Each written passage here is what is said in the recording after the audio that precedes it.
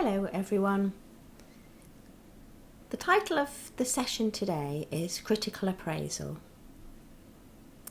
And critical appraisal is one part of the stages that we undertake when we are practicing evidence-based dentistry. So here are the 4 stages. The first stage is defining the question. So that's what is the research question where you want to investigate, where you're looking for evidence. The second stage is to locate and then to collect together the evidence. Once you've obtained the evidence, then the next step is to appraise the evidence before you decide about the implementation of the evidence.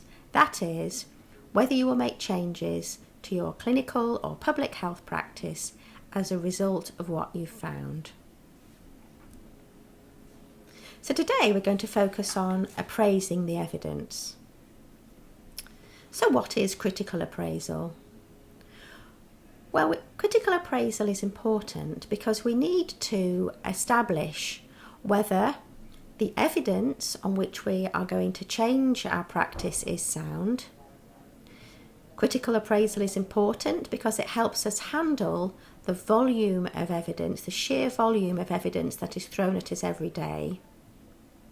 And it is also important because it prevents us from accepting the voice of authority.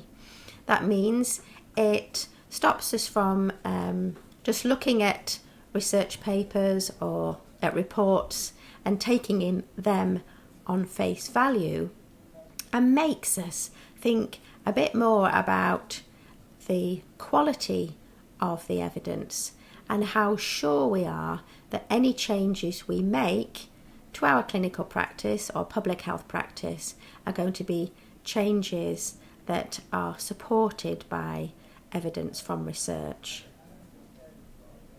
So critical appraisal can be defined as the assessment of methodological quality.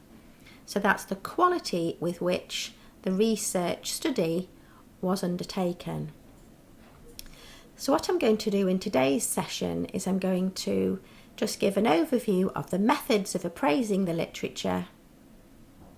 I'm going to talk about a number of ways of doing that, including the Critical Appraisal Skills Programme.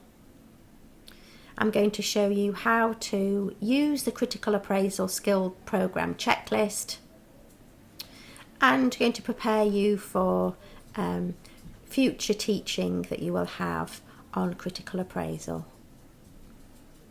So let's start with the methods. There are 2 main methods of critical appraisal.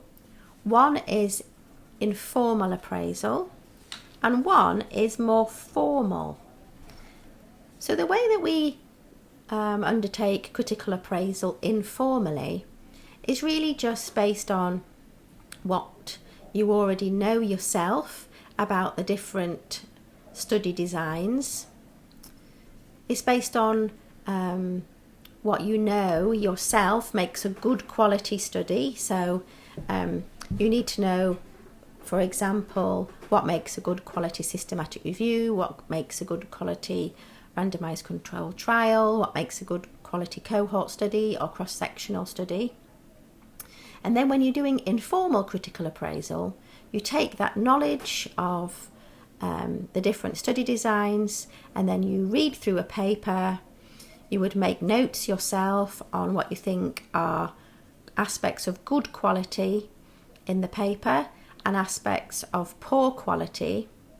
And then you come to your own overall conclusion about what that paper is telling you and what are the implications of that paper.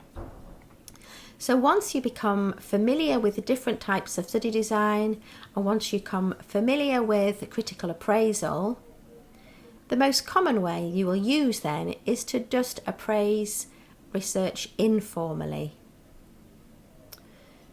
But one of the other types, the other ways we can critically appraise research is to do it formally using structured checklists. Now, there are various different checklists available, But what these checklists have in common is that they all detail and help you identify what you should look for and what the characteristics are of a study design that are important for the assessment of quality. So there are some specific checklists that are produced for specific study designs.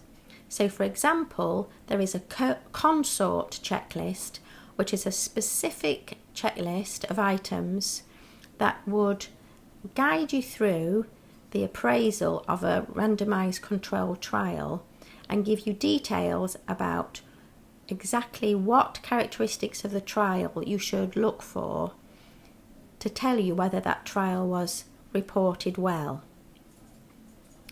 Similarly, there's checklists for clinical guidelines, which is called AGREE, and there are also checklists for cohort, case control and cross-sectional studies.